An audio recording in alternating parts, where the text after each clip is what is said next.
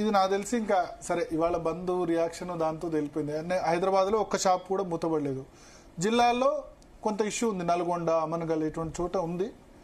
వాళ్ళు ఏమనుకుంటారంటే మార్వాడీస్ వెళితే గనక మాకు లాభం జరుగుతుందని. బట్ ఈ కుల వృత్తుల్లో వేరే కమ్యూనిటీస్ కూడా మార్వాడి వెళ్తే లాభం అన్నారు కదా. కొన్ని గ్యాంగ్ ఎలాంటి గ్యాంగ్ అంటే ఇప్పుడు వాళ్ళు వడ్లేసి వెళ్ళిపోతారు. అది మన సామెత ఉంది కదండి, ఇస్త్రాకులు కుక్కలు జింపేస్తాయని.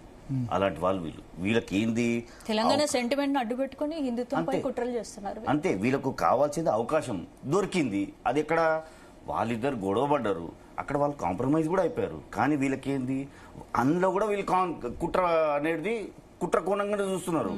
ఇక్కడ ఎందుకు కాంప్రమైజ్ అయ్యారు, మేము కాము, మీరెందుకు గారు, మీకు అవసరం అసలు మీ చెరువేంది ఇలా. మీరు ఎప్పుడైనా హాస్పిటల్కి వెళ్ళి చూసారా? అక్కడ పేద ప్రజలు, అందులో చాలా మంది దళితులు కూడా ఉంటారు. ఎప్పుడన్నా వాళ్ళకి ఏదైనా బ్లాంకెట్ ఇచ్చారా, ఏదైనా సమాజ సేవ చేశారా, ఎవరికైనా భోజనాలు అందించారా, ఎవరైనా హాస్పిటల్ తీసుకొని పోయారా? లేదు. కానీ ఇలా రోడ్డు మీదకి వచ్చి హాస్పిటల్ ఎక్కేలాగా చేస్తారు వీళ్ళు. వీళ్ళని ఏమనాలి, గుంట నక్కలు అంటారు. గుంట నక్కలు. పాపం వాళ్ళు జింక లాంటి వాళ్ళు. ఎవరు? మార్వాళ్ళు. నిజంగా చెప్తున్నా, జింక లాంటి వాళ్ళే. ఆ జింకని వేటాడుతున్నారు వీళ్ళు. కానీ ఇలాంటి వాళ్ళ మీద ఖచ్చితంగా పంజా విసరాల్సిందే, లేకపోతే ఏమవుతుంది, వేరే వాళ్ళని కూడా వీళ్ళు టార్గెట్ చేస్తారు వీళ్ళు. ఇప్పుడు మార్వాడీలు గోపాకుండా నెక్స్ట్ ఇతర వర్గాలను ఖచ్చితంగా అంటారు.